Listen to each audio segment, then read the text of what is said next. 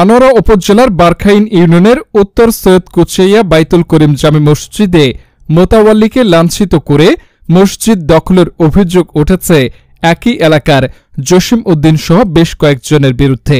এ ঘটনায় মসজিদের মোতাওয়াল্লি মোহাম্মদ আমির হোসেন বৃহস্পতিবার ১৪ নভেম্বর সন্ধ্যায় উপজেলার কালাবিবি দিঘির মোড়ে সংবাদ সম্মেলন করেছেন ওই মসজিদের মুসল্লিরা।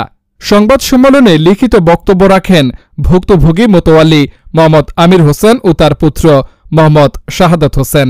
এ সময় উপস্থিত ছিলেন মসজিদের জমিদাতা মৃত লাল মিয়ার পুত্র মোহাম্মদ আবু তাহের, মোহাম্মদ জুয়েল, মুসল্লি আবুল কালাম, নুরুল আজিম, আজগর আলী, গুরা মিয়া, কাজী তৌহিদুর নূর বাহার সহ মসজিদের মুসল্লিরা। লিখিত বক্তব্যে ভুক্তভোগী মোতাওয়াল্লি মোহাম্মদ আমির হোসেন বলেন, আমার পিতা মরহুম আব্দুল করিম মৌখিকভাবে ১৯৫২ সালে ৬ শতক জমি মসজিদের ওয়াকফ করেন।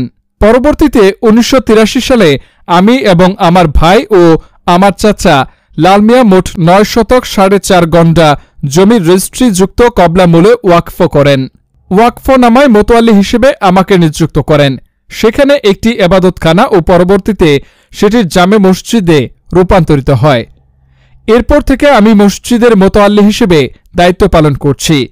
গত ৫-৬ বছর ধরে স্থানীয় একটি চক্র সংঘবদ্ধ হয়ে আমাদের হুমকি ধমকি দিয়ে জোরপূর্বক দখলের চেষ্টা করেন। এর জের ধরে গত শুক্রবার জুম্মার নামাজের পর মসজিদের দানকৃত টাকার হিসাব করার সময় অভিযুক্তরা টাকাগুলো কেড়ে নেন এবং মসজিদ পরিচালনা কমিটি সহ আমাকে প্রাণনাশের হুমকি দেন।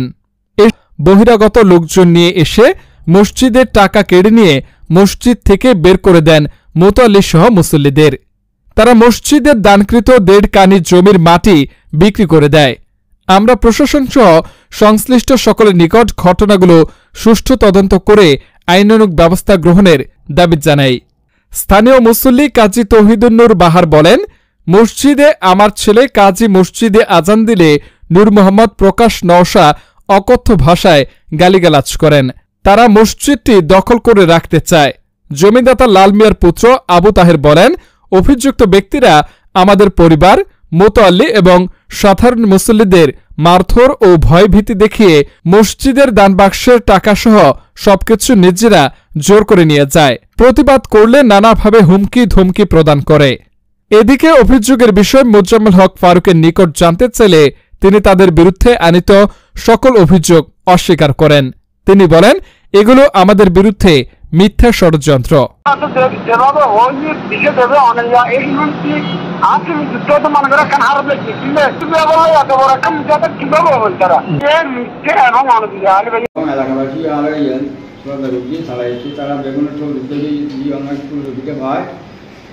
এবং কয়েকজন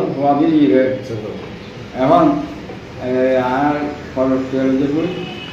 মসজিদ মোড় তারপর এইভাবে সেগুলো রাত ভর্তি করি আমি নিজের জীবনটি হয় একবার গত বছর ৮ বছর আর ৩ বছর আর সবরই ব্যবসা হয় মসজিদগুলো জানো বেশি মানামাটি হবে দুটো গীতে দমদম দিয়ে গাছি জসির মধ্যে পারো খনক তো আর দুইটি তো এত নদে আয় আর নদে আর ছেলে বলবো আদন দিই আদন যাতে দিই এখন আর ছেলে আদন দিয়ে আর ছেলে মামার সাথে গালাগালি করে ফরহদ আর হওয়ায় ওদের ল্যান্ড বুঝতে যেতাম না এলাকাকে আসতে পারে বুঝতে কিন্তু আদনে দিতাম না নামাজ পড়তাম না আগে মুসলিম খেয়াল না মুসলিম দালাগাল কিনে মনোজে হতে থদু করে যাইবই এসার নামাজ স্মরণ বা নতাই কি হতে থদু স্মরণ যায় নেই